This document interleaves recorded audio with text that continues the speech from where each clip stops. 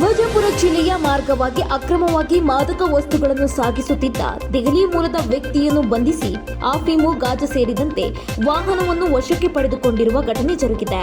ರಾಜಸ್ಥಾನ ನೋಂದಣಿ ಹೊಂದಿದ್ದ ಸರಕು ಸಾಗಿಸುವ ವಾಹನದಲ್ಲಿ ಅಕ್ರಮವಾಗಿ ಆಫೀಮು ಗಾಂಜಾ ಸಾಗಿಸುತ್ತಿರುವ ಖಚಿತ ಮಾಹಿತಿ ಆಧರಿಸಿ ಅಬಕಾರಿ ಇಲಾಖೆ ಅಧಿಕಾರಿಗಳು ದಾಳಿಗೆ ಮುಂದಾಗಿದ್ರು.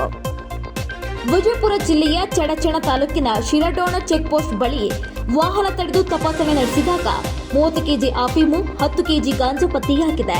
ಕೂಡಲೇ ಅಕ್ರಮವಾಗಿ ಮಾದಕ ವಸ್ತುಗಳನ್ನು ಸಾಗಿಸುತ್ತಿದ್ದ 33 ವರ್ಷದ ದೆಹಲಿ ಮೂಲದ ಬಸೀರ್ ಅಹಮದ್ ಭಟ್ ಎಂಬುವನನ್ನು ಬಂಧಿಸಲಾಗಿದೆ. ಬಂಧಿತನಿಂದ ಮಾದಕ ವಸ್ತು ಹಾಗೂ ಅದನ್ನು ಸಾಗಿಸಲು ಬಳಸುತ್ತಿದ್ದ ವಾಹನ ಸೇರಿ 33 ಲಕ್ಷ ರೂಪಾಯಿ ಮೌಲ್ಯದ ವಸ್ತುಗಳನ್ನು ವಶಕ್ಕೆ ಪಡೆದಿದ್ದಾರೆ.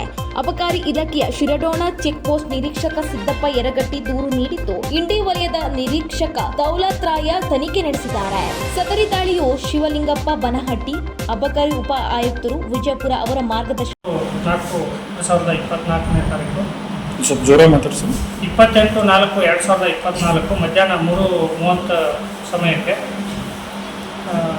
ನಮ್ಮ ಸಿದ್ದಪ್ಪ ಯರಗಟ್ಟಿ ಅಂತೇಳಿ ಅಬಕಾರಿ ನಿರೀಕ್ಷಕರು ಶಿರಾಡೋಣ ಅಬಕಾರಿ ತನಿಖಾ ಠಾಣೆಗೆ ಇವರಿಗೆ ಇಲ್ಲಿ ತಾತ್ಕಾಲಿಕ ತನಿಖಾ ಠಾಣೆ ಚುನಾವಣಾ ನಿಮಿತ್ತ ನಿರ್ಮಿಸಿರ್ತಕ್ಕಂಥ ಶಿರಾಡೋಣ ಚೆಕ್ ಪೋಸ್ಟ್ ಅಲ್ಲಿ ಒಂದು RJ14 GG 4191 ಅಲ್ಲಿ ಬಶೀರ್ ಅಹಮದ್ ಭಟ್ ಅಂತಕ್ಕಂಥ ಆರೋಪಿ 30 ಕೆಜಿ ಅಫೀಮ್ ಪೌಡ್ರು 10 ಕೆಜಿ ಗಾಂಜಾವನ್ನು ತನ್ನ ವಾಹನದಲ್ಲಿ ಸಾಗಣೆ ಮಾಡುವಾಗ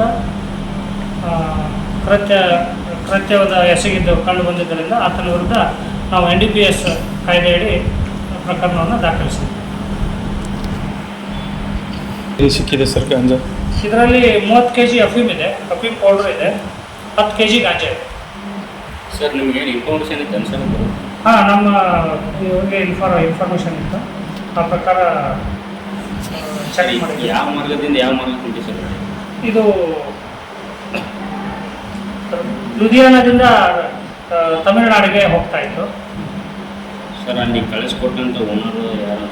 ಇಲ್ಲ, ಅದೆಲ್ಲ ನೆಕ್ಸ್ಟ್ ಫರ್ದರ್ ಇನ್ವೆಸ್ಟಿಗೇಷನಲ್ಲಿ ಆಗುತ್ತೆ. ಮತ್ತು ಅಲ್ಲಿಂದ ಇಲ್ಲಿಗೆ ಯಾರಿಗೆ ಕೊಡೋಕೆ ಹೊಂಟಿದ್ರು ಅಂತ ಹೇಳಿದ್ರೆ ಇನ್ಫಾರ್ಮೇಷನ್ ಅಲ್ಲ, ಅದನ್ನು ಈಗ ಇನ್ವೆಸ್ಟಿಗೇಷನಲ್ಲಿ ಅವನ್ನ ಇಂಟ್ರಾಗೇಷನ್ ಮಾಡಿದಾಗ ಸಿಗುತ್ತೆ. ಅದ್ರ ಮೇಲೆ ನಂತರ ಹೇಳ್ತೀವಿ ಸರ್. ಈಗ ತಮಗೆ ಮಾಹಿತಿ ಸಿಕ್ತಂತೇಳಿ ಗಾಡಿ ಚೆಕ್ ಮಾಡಿದ್ರೆ ಸಿಕ್ತು.